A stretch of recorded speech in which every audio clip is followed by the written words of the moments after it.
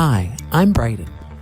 Hi, my name's Telitha Elemes, and we are here today to talk to you about Child and Youth Protection Services.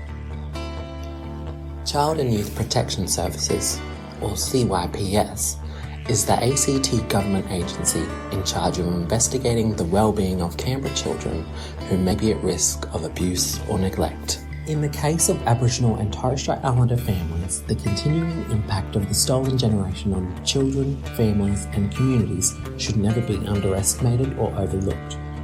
The legacy of the stolen generation can mean being contacted by Child and Youth Protection Services is often traumatic and stressful. This guide will talk you through the first stages of contact with them and your rights at each stage of the process. But if you need help, you can contact us at Legal Aid on 1300 654 314. Step 1. First contact. Marley has gotten a call from CYPS and is confused about what to do next. If you are contacted by CYPS, this will usually mean someone in the community has made a child concern report. This means that the person is worried about your child's safety or well-being. When this happens, CYPS has to, under the law, collect further information about your child's situation to determine whether they may be at risk of abuse or neglect. Who can report to CYPS? Anyone can contact CYPS if they are worried about the safety and well-being of your children, but some professional workers are mandated reporters. This means that if they see or are told about sexual or physical injuries to a child that were not an accident, they must tell CYPS. The following people must tell CYPS if they notice or are told about injuries to a child. Doctors, nurses, dentists, school teachers, including teachers' assistants, police officers, childcare workers and workers in services who come into contact with children and young people. Lawyers are not mandated reporters. If you are contacted by CYPS, there are a few things you should do. You should ask them to contact a cultural advisor in CYPS on your behalf. A cultural advisor will give cultural advice to CYPS staff and work alongside them throughout their assessment of your child's situation. You should ask what people have said to them about your child.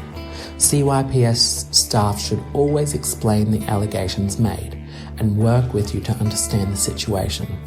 They will not tell you who made the child concern report. You should get legal advice as soon as possible. You can contact Legal Aid on 1300 654 314 or the Women's Legal Centre on 6257 4499. If CYPS asks to visit your home to talk about your child, have a support person there during that interview, such as a friend, family member, lawyer, or a cultural support person. Write down what is being said or what is happening during the interview. If CYPS thinks your child is at risk of abuse or neglect right now, then they will examine your child's situation straight away.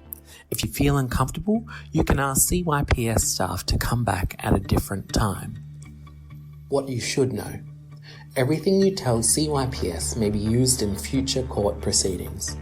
Do not say anything to CYPS staff that you would not like used in court. In assessing the child concern report, the CYPS will look at the information from the child concern report, look at and consider older information including previous records about your family, and contact people such as school staff and carers who know your family. CYPS can talk to these people without telling you. They do not need your consent. You should ask to get a copy of any documents regarding your case. Keep these documents somewhere safe and easy to find, and remember to take them with you if you speak to a legal or advocacy service. If CYPS refuses to give you copies of documents, get legal advice.